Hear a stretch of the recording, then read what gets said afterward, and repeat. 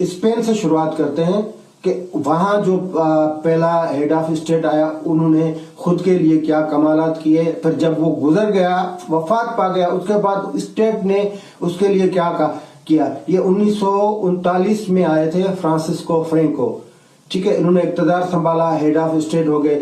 सबसे पहले तो वो लॉ ऑफ सक्सेशन लाया, जिसमें उसके तमाम कवानीन जो थे उनको तहफ़्फ़ुज़ मिल, उनके तमाम कवानीन का, उनके तमाम इक़दामात उनको कानूनी तहफ़्फ़ुज़ मिल गया।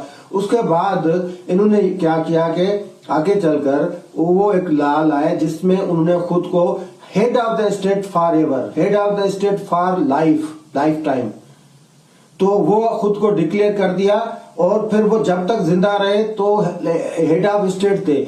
मजे की बात यह कि 1977 में जब वो गुजर गए, उसके बाद भी जो स्पेन उनके खिलाफ कोई कानूनी कार्रवाई नहीं कर सका। वो एक आमिर था, उनके खिलाफ कार्रवाई बनती थी, कई इकदाम उनके उठाए हुए थे, लेकिन स्पेन ने लॉ ऑफ एमनेस्टी लाए, वो इनके लिए, उनके जो, ताकि इनके खिलाफ कोई केस न चल जाए। क्योंकि कभी कभी तो चलते हैं ना, जो बादशाह मर जाता है, वजीर मर जाता है, मिनिस्टर मर जाता है, उनके बाद केस चलाते हैं। तो ये कानून से बचने के लिए उसने खुद को तो मजबूत किया, लेकिन जो बाकियात थी फ्रैंको की, जो बाकियात, तो उन्होंने एमनेस्टी लॉ पास किया और इसको ता दम मर्ग उनके खिलाफ कोई कार्रवाई नहीं हुई।